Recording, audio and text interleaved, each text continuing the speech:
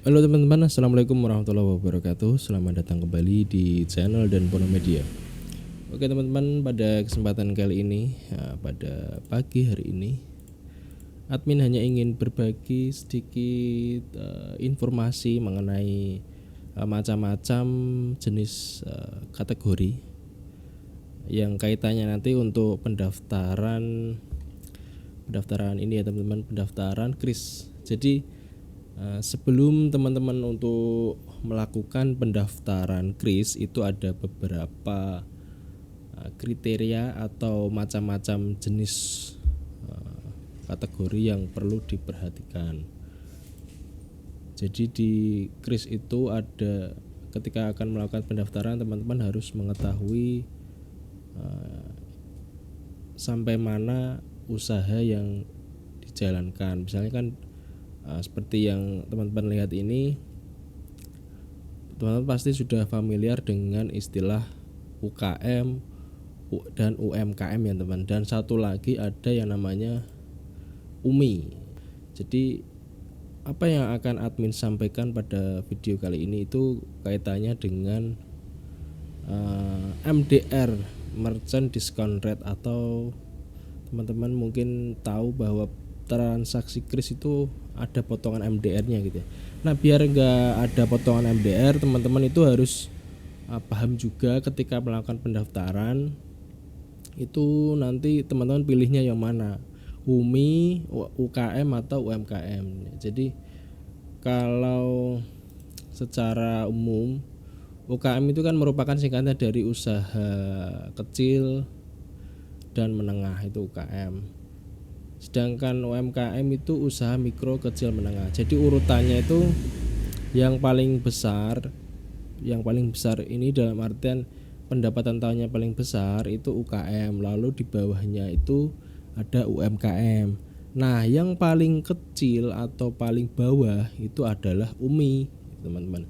Jadi UMI itu usaha yang ultra mikro. Jadi di bawahnya UMKM. Misalnya kalau teman-teman punya usaha toko kelontong, itu sebenarnya maksudnya UMI ya, usaha ultra mikro. Jadi pendapatannya itu per tahunnya kecil. Nah, kalau mau daftar KRIS, misalnya kalau mau daftar KRIS apa, misalnya KRIS GR Permata. Nah, itu nanti kan teman-teman diminta untuk memilih jenisnya yang mana gitu. By default atau tersetting di aplikasinya itu biasanya UMKM. Nah, jadi ada 3 kriteria. Jadi ya sama seperti ini, ada UMI, ada UMKM dan UKM. Itu kalau kita nggak teliti itu pasti nanti terpilihnya yang UMKM gitu. Jadi nanti di pendaftarannya pasti juga dijelaskan pendapatan tahunannya berapa gitu. Nah, kita harus dicek betul-betul, pastikan teman-teman itu memilih yang UMI gitu.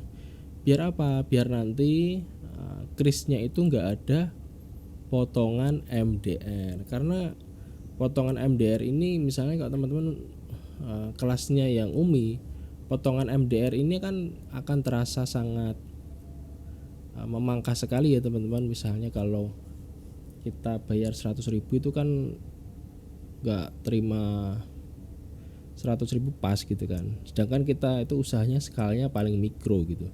Jadi selisih harga ratusan rupiah, ribuan itu kan sangat berpengaruh karena itu nilai untungnya gitu. Gitu teman-teman. Jadi perhatikan betul-betul ketika melakukan pendaftaran KRIS itu, teman-teman pilih yang mana, apakah UMI, UKM atau UMKM gitu.